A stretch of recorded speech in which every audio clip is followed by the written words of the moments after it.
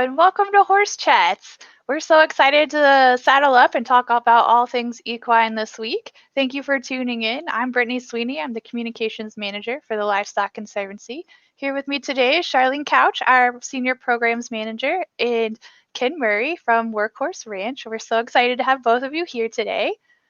Quick reminder to please leave us a Facebook message if you have questions at the end of our chat today. We'd love to chat with you and answer all of your questions. Let us know you're here.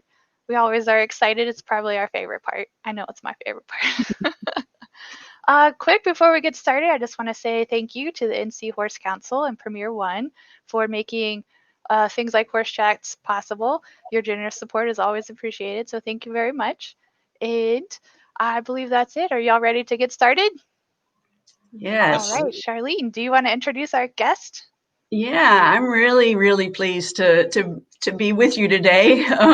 Ken, you're in Texas and we're in North Carolina, and Ken Murray and his wife Ann run Workhorse Ranch and Old Time Carriage Company. They work with the American Cream Draft Horse, which is one of our most critically endangered horse breeds. Ken, welcome. Thanks for being here. Oh, thank you very much. I'm so glad to be here with you. Thank you. Well, let's start off sort of with the basics. Can you tell us what an American Cream Draft Horse is? Absolutely. The American Cream Draft Horse is the only draft horse that's native to North America. It was basically born and raised here and bred here. The early part of the American Creams goes back to a mare called Old Granny in the early 1900s. And as a recognized breed, it became a recognized breed in 1944. So what's specific about the American Creams, they have the cream colored, the light colored coat. They're with a pink skin, and then they have the absolutely beautiful amber eyes about them. Yeah, I was with the American Cream Draft Horse Association with you guys last summer and got to meet some of those creams, and they are incredibly beautiful, and their presence too. They're just so calm. They really are, and I think when you were with us, that was at our 75th anniversary, wasn't it? Up in Iowa. Yes. So yeah, go ahead. Well, I was just going to say the American Cream Draft Horse originated in Iowa, so it's a neat native, I guess, of the United States. And the cream drafts that we're representing with the Livestock Conservancy, we're working closely with the association to do some DNA testing and to do some youth scholarships. So a shout out to the Cream Draft youth to please get your little grant applications in, and you can reach out to us for that.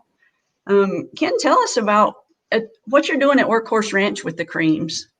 Well, we really kind of have a philosophy of what I call like a balanced education and a balanced life for our horses here.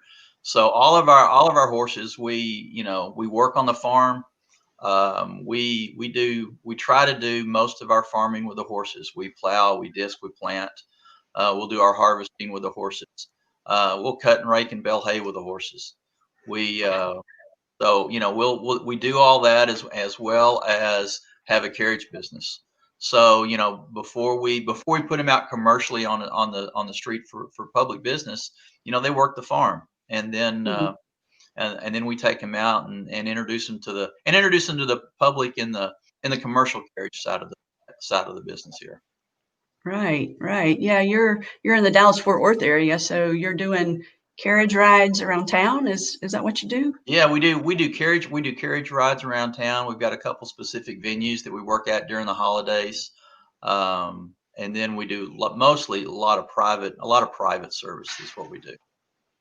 Okay.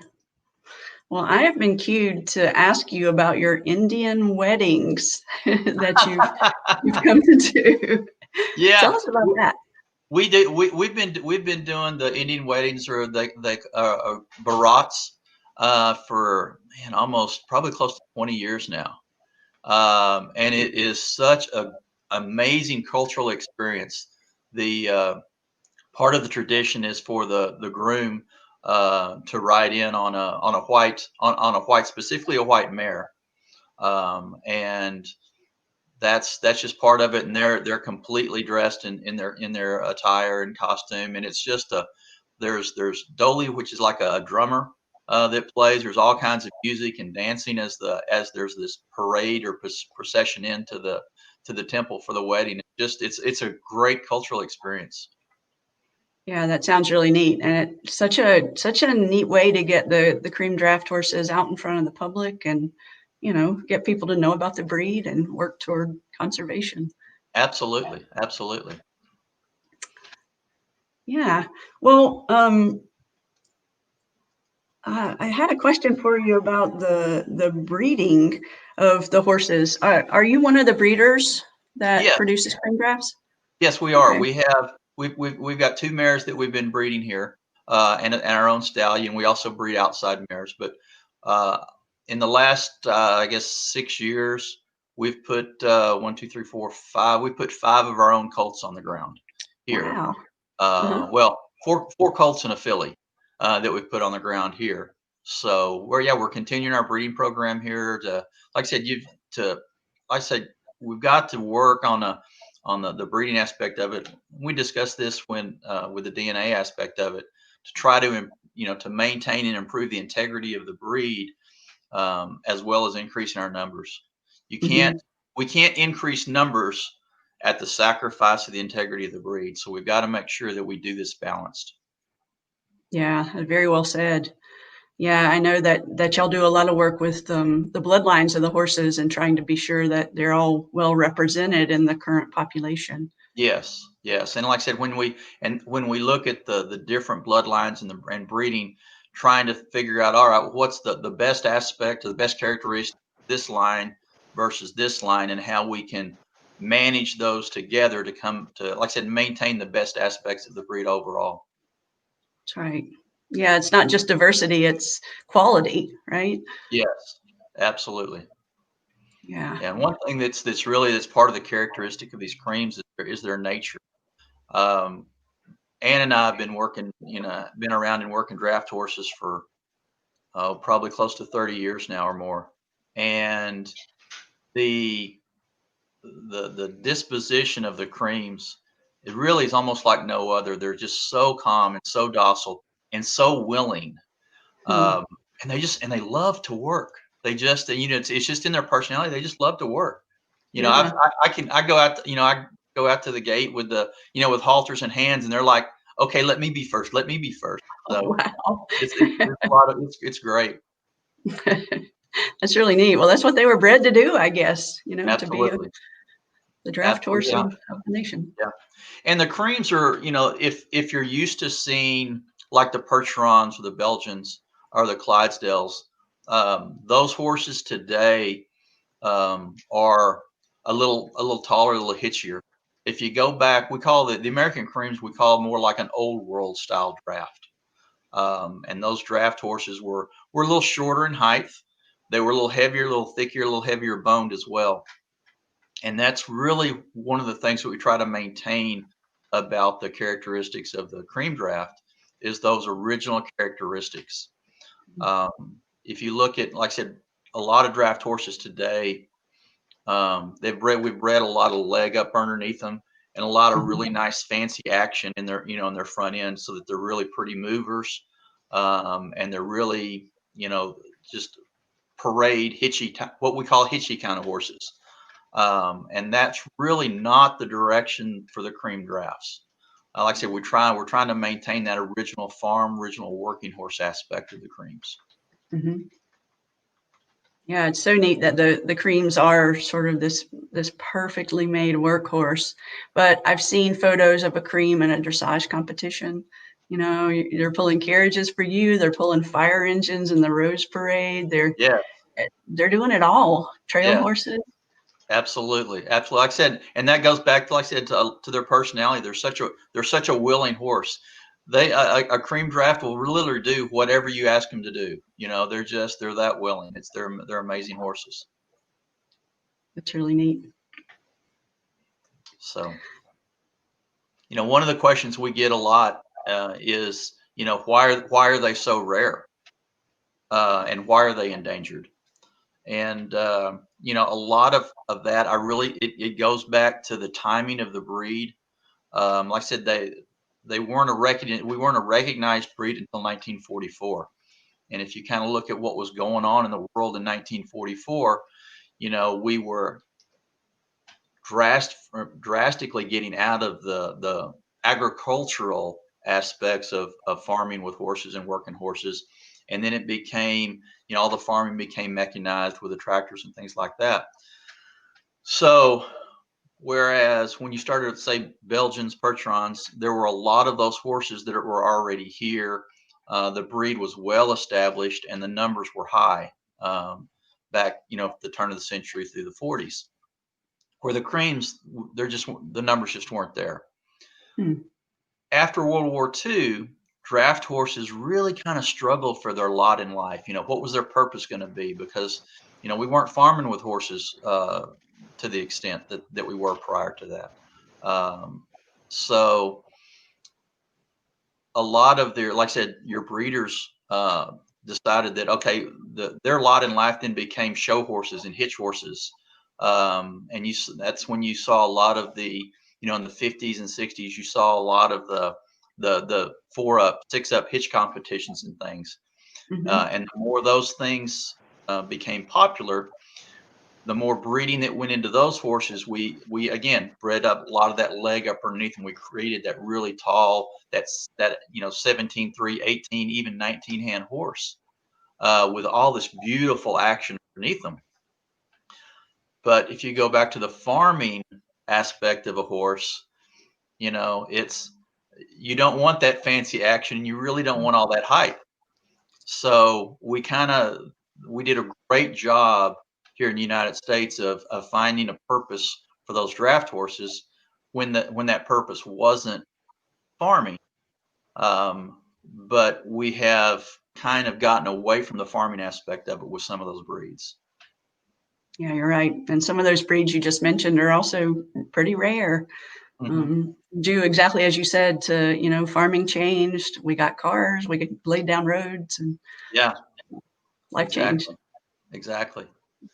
Yeah, but there's a place for these horses. I think, you know, watching you drive the hitched horses in your wagon and seeing them move in perfect lockstep with each other to make turns and to back into places, they just seem so handy. You know, It really, it yeah, seems like a it perfect really horse. is. And when you combine that with, like I said, the farming aspect of the horse, and their calm nature. I mean, if you think about, I mean, if once you put a plow on the ground and start plowing with a horse, I mean, you've got to have that well-disciplined horse, you know, that willing horse to set and pull at a nice even pace. And if you've got, and when you get them in perfect step together, when you get that team in step together, and everything pulls so smooth, it's like, I don't know how to describe it other than it's just this amazing feel, you know, when when those horses are working in sync with you. It's great. Wow. Yeah, gives me goosebumps.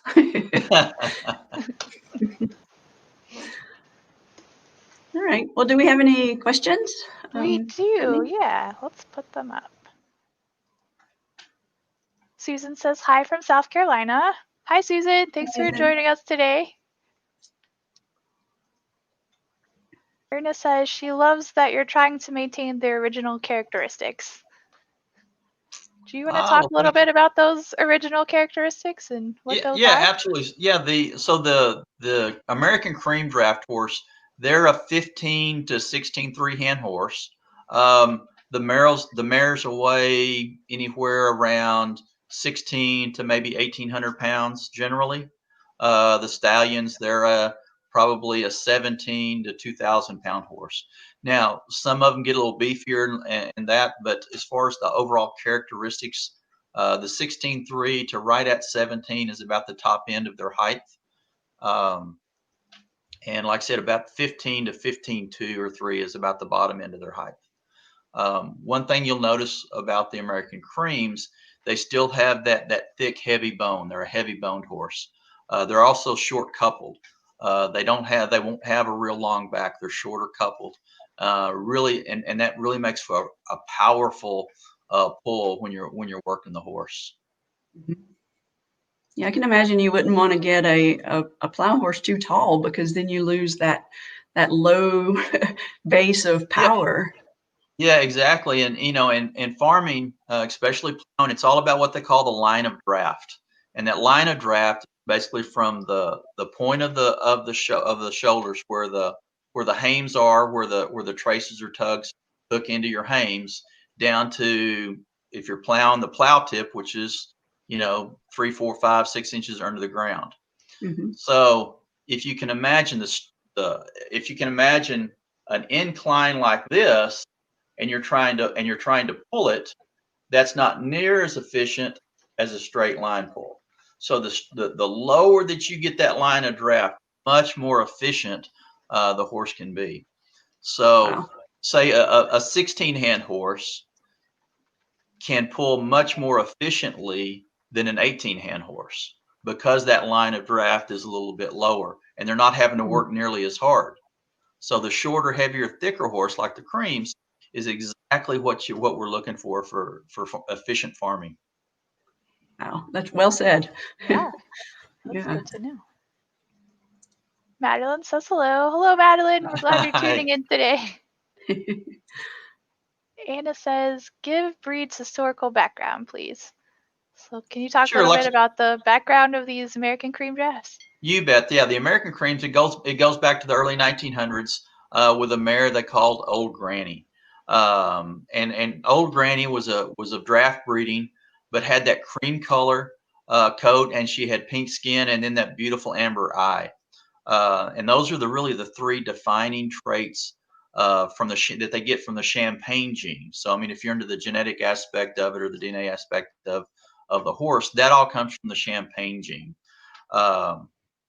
So those traits with Old Granny were passed down to her offspring.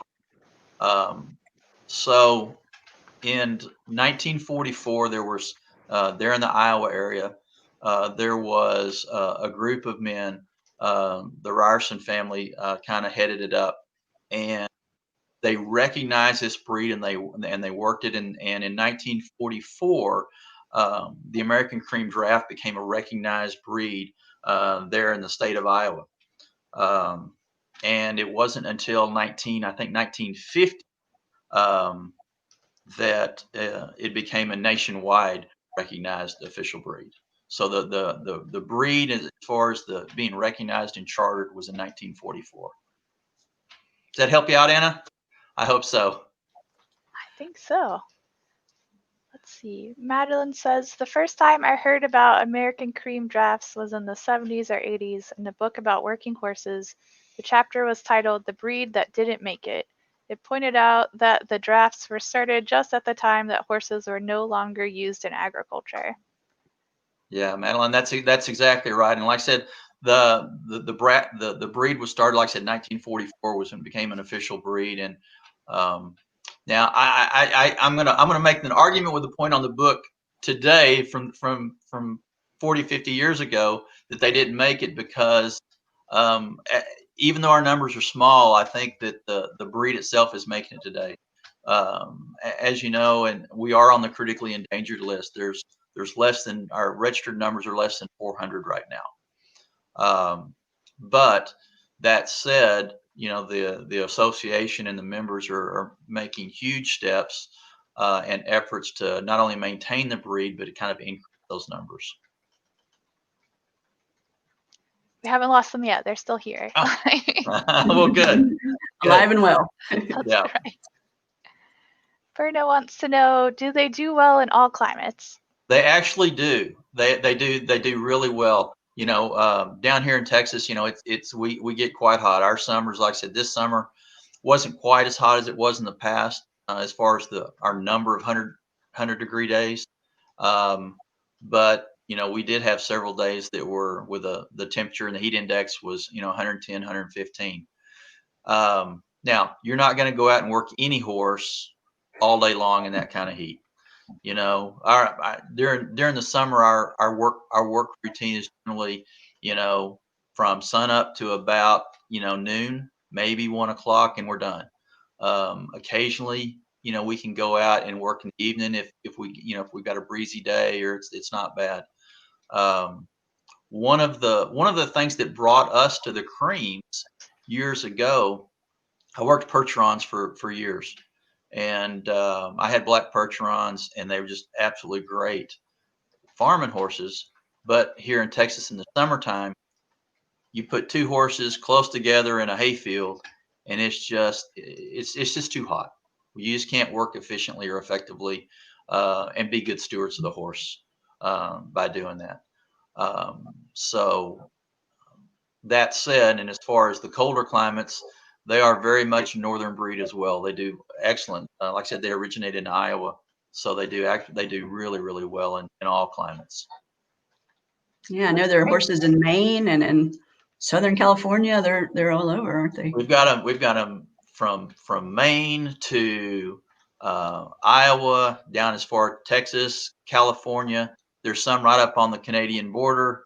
So absolutely, yeah, absolutely. And actually, as of, was it 2 years ago, I think, there's even there's a stallion and a mare that we exported to Germany, and I think this year the mare put a foal on the ground. Wow. So yeah. Neat. Excellent. Gabrielle says she visited last year. Beautiful and handy size for a variety of disciplines. What kind of work do the American creams do? What kind of stuff can people use them for? Oh, as far as you could do pretty much whatever you want to do with a cream draft. I mean, anywhere from harness work to riding. They make great saddle horses as well. Now that being said, I will qualify this, and this is just my personal opinion. Riding a draft is like sitting on a 55-gallon barrel all day long. It's just they're big and they're chunky and they're round. And if you can get, so you're not going to get that narrow horse, that you can really sink your legs into and get and be that kind of comfortable all day long, because they're a draft horse. I mean, that's what they were. That's what they are. They're a draft horse. But that said, they also are very willing to be riding horses. Yeah, Ken, I've seen pictures on the association's Facebook page of folks doing mounted archery with these horses. And it looks like they'd be a perfect mount for that because their gait is so steady and even. There's not a lot of up and down. Yeah, a very flat, what I call a very flat gait. They are, and they just they have this movement about them that again at a little short lope or even a jog, they just, and you can see it when we're just jogging down the road, just as smooth, just as smooth and straight backed as you'd want for any horse. Right. That's great. Madeline followed up to say, I'm so glad that prediction was premature. I went to school at University of Iowa and talked to a friend into taking me to visit a farm with them. I'm sure you had a great time, Madeline. Absolutely. Yeah, I bet you did. That was great. Thank you so much, Madeline. We appreciate that. Joyce says, my son worked at a dude ranch a few summers ago in Colorado, and they had a few cream drafts. Excellent. Great. So Joyce, on your son's dude ranch, were they string horses for riding, or were they harness work horses? I'll have to see what she writes in. If she's still with us. She said it was called Rainbow Trout Ranch. I don't know much about dude ranches. Rainbow Trout Ranch. That sounds like it's up near South Fork, Colorado. Wolf Creek Pass area, maybe. I may be wrong, but there's a. I don't know. We'll see what she says. Hopefully we'll hear back. Yeah. Madeline writes again, this is a question that is probably true for all drafts. How long does it take them to get to full size? It's a great question. That's a great question. Generally, drafts, you're looking at about anywhere between 5 to 7 years before they're really to the height and filled out to where they're going to be. I've got a team of 5-year-olds that we've raised here, that are, I mean, they're nice and they're full, but they're still not quite there yet. So they're probably a year to 2 years away from being full. Wow. So when do you start training then if they're such a slow grower? Well, I start, as far as training, I start training basically from birth. In that from the time that they hit the ground, we make sure that, we'll halter them and dally them off to their mama. And we'll walk them around, or we'll put them, to a cart and let them walk beside their mama. That way they're used to all the sounds and noises and being around the harness. Right. By the time they hit about 2 years old, I start groundwork with them so that they learn their ground manners in a round pen and learn voice commands. Especially when you're working horses, the voice command aspect of it's so very important because they need to recognize your voice and recognize commands and respond to you verbally. When you get a horse to the point where you're just holding the lines and you're telling them what to do verbally, it's a great thing. So then about the time they hit 3 years old, we'll start doing some light pulling with them. We'll have them in full harness and doing some light work. And I really don't get into any heavier work with them until they're about 4 years old. And then as far as, hard full day kind of work, and that's 5 to 6 years old. Now, Okay. I may be a little more conservative than other people as far as, how they work their horses. My thought is if you gradually get them into it as their bones develop, as their joints start closing up like they should, and growth plates are firmed in a little bit better, then you're protecting the long-term structural health of the horse. That's important. That's right. How long do they usually work for? So they take a long time to mature, and then. Oh, as far as years, Mhm. I get this question a lot. How long do they live and how long do they work? And horses in so much as people are the same with regard to diet, physical condition, and exercise. So with a horse, and the better diet they have, the more exercise they get. Obviously, the longer and the better quality of life they're going to have. So that's one of the things that we work hard at here is making sure that we've got a diet that's specific to draft horses. It's not to go down to the feed store and just get whatever's cheap today or a bag of sweet feed from somewhere. We have a diet that we've developed for the draft horse and their metabolic needs. So by doing that, like I said, we try to ensure that their consumption intake is nutritionally what they need for the proper growth and development and maintenance. That's great. But I didn't answer your question. We've worked, man, we've worked horses until they're, up to their mid-20s. Wow. So, and we actually for our horses, it's going to sound, I don't want this to sound weird, but we have a retirement program for our horses.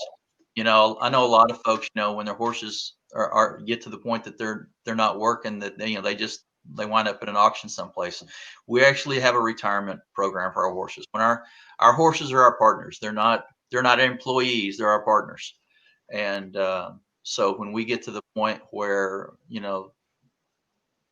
they've worked their fair share and they're ready for they're ready to retire, then that's what we've got a retirement pasture for them, and they still get their good meals and their good nutrition.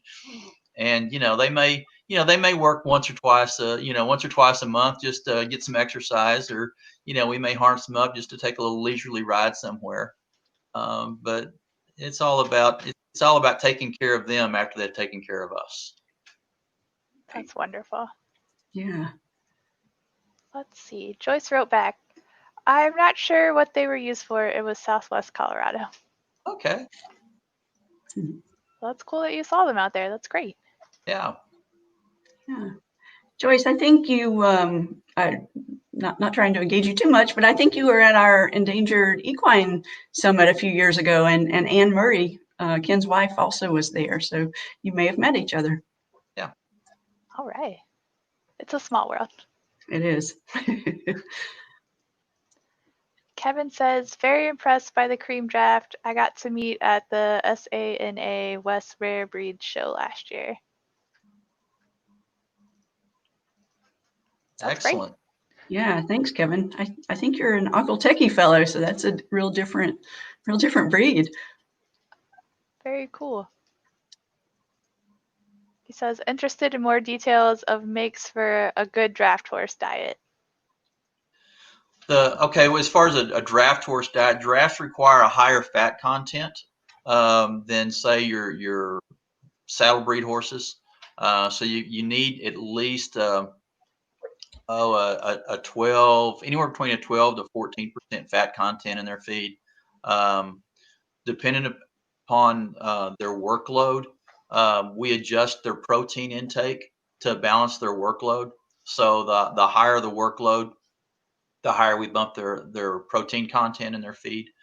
And then we balance all that out with free choice on down here. We have coastal hay, but a good hay mix, a good like a Timothy or maybe an alfalfa Timothy mix or something like that is a really good balanced grass hay for your draft horses as well.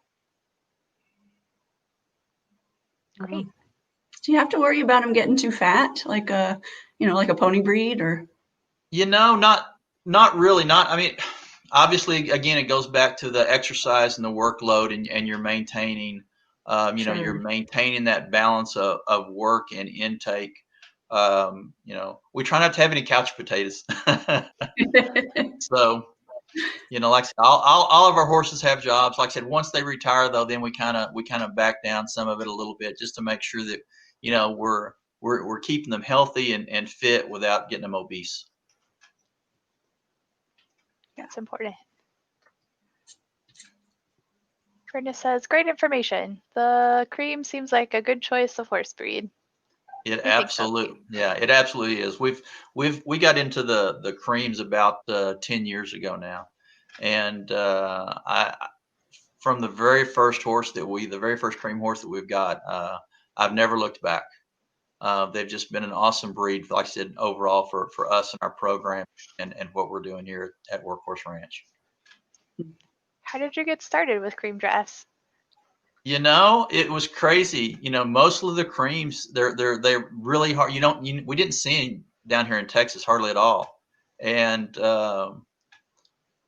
we're always looking for different horses. And there was a horse that was advertised for sale a couple hours drive from where we live. And it was this cream draft. And it's like, don't know much about it, but she's a really pretty horse. And the lady was had her just as a riding horse, and hadn't really, had never trained her to harness. And my wife Ann went out and looked at her, and I think probably within driving up the driveway and seeing the horse in the pasture was like, that horse is going home with us. And but I tell you, she was just so willing and so open to train. She was, I think, a 5 or 6 year old when we got her, and like I said, she was just so easy and so willing to train to harness. She took to it just like she'd been doing it all her life, and we know she'd never worn harness before. I mean, we had her driving in a pasture within 10 days. Wow. And but like I said, just so calm and so willing. And that's just such a characteristic of the breed. And with the colts that we've raised and done here, it's very, very, very similar as far as their willingness and disposition. I love it. Love at first sight. Yes. Gabrielle says, joined late. Did you talk about Indian weddings? Just Gabrielle, for anyone who's just joining us. Yes, we did. We talked about the cultural aspect of it and the tradition in the Indian culture of the groom riding up to the temple on a white mare, and in full costume, and we have costumes and everything that the horse wears as well. So it's like I said, it's just a great experience. You've got to send us some photos to share. Absolutely. Yeah, absolutely. And we've got some posted on our website as well, as you can see. Okay. That's fantastic. Thanks, Gabrielle. Karen asks, what do you feel is the greatest challenge facing the breed at this time? It's a great question. It is, and I think probably the greatest challenge that we're faced as a breed owner and association is, like I said, maintaining that balance of increasing our numbers with the integrity and the characteristics of the breed, that we don't rush to overbreed the horse, so that we're not sacrificing any of the, like I said, any of the original characteristics, and being true to the breed itself.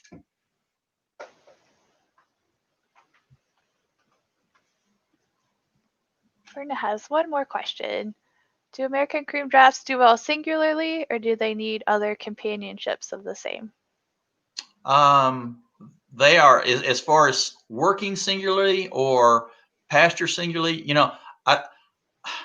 I've never had just one horse, so I know that as far as working, they can work single, as well as they can work in a team setting. But I don't want to overgeneralize this, because horses are horses. They have their own minds, and you may find a horse out there that just is either herd bound or not confident enough to work single.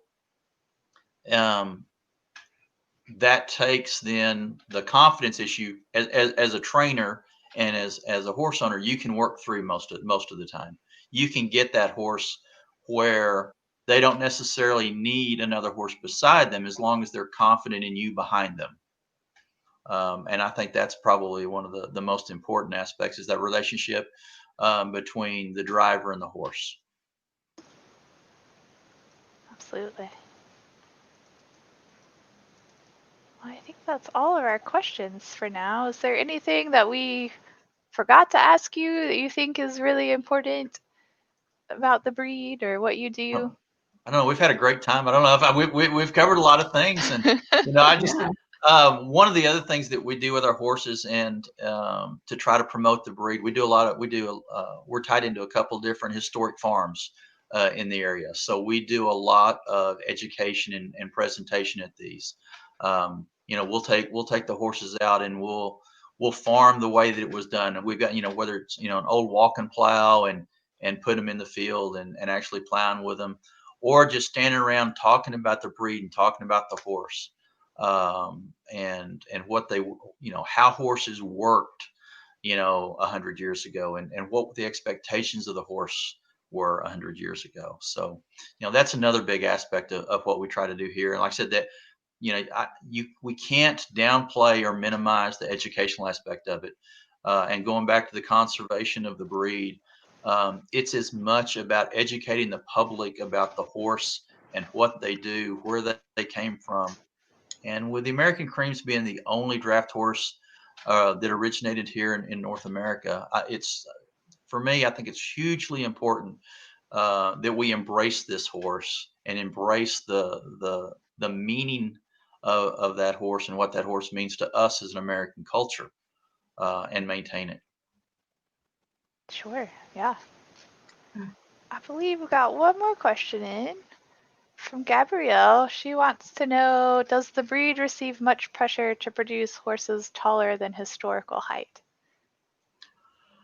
Not that we have specifically found as breeders, as breeders for Ann and I. I think with any breed, yes, there are probably some pressures from some people that aren't necessarily completely involved in the association, because they're looking for, maybe, okay, well, I want a horse that I can turn into a hunter jumper, or I want a horse that can do this, and I need a taller horse than than that 16 hen horse to do it.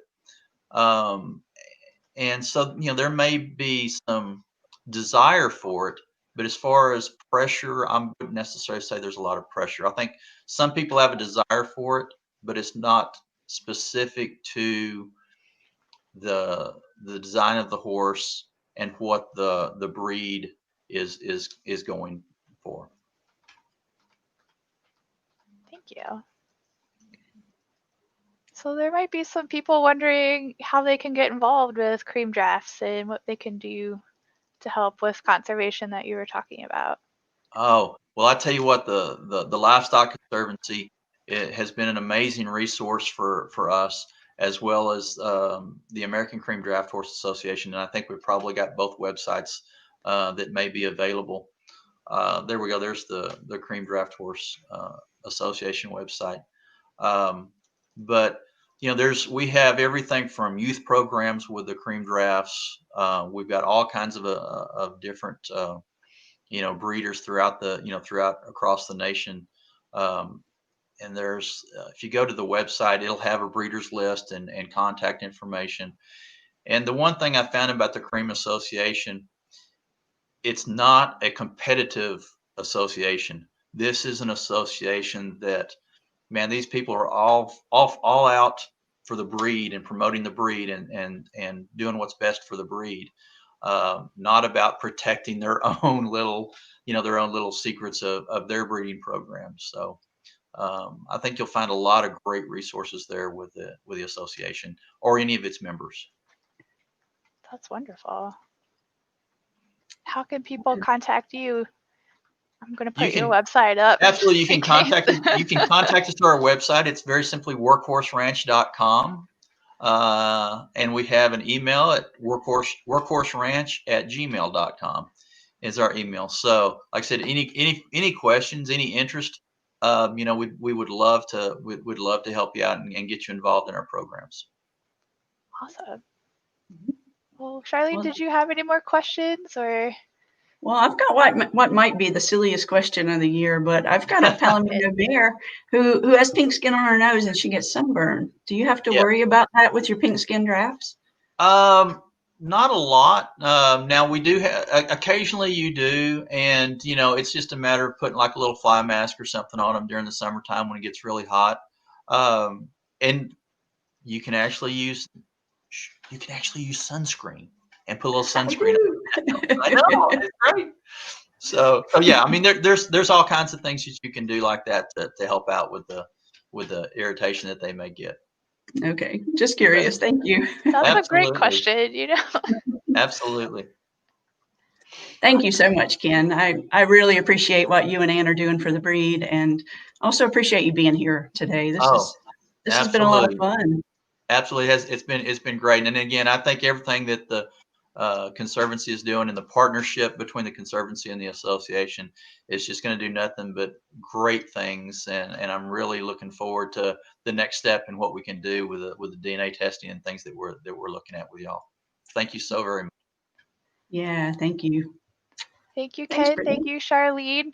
Thank you, everybody, for tuning in today. We're really excited to have you here. We'll be back again next week, so please tune again at 2 p.m. on Tuesdays. And I hope everyone has a wonderful week. See you again soon. Thank you very much. Y'all take care.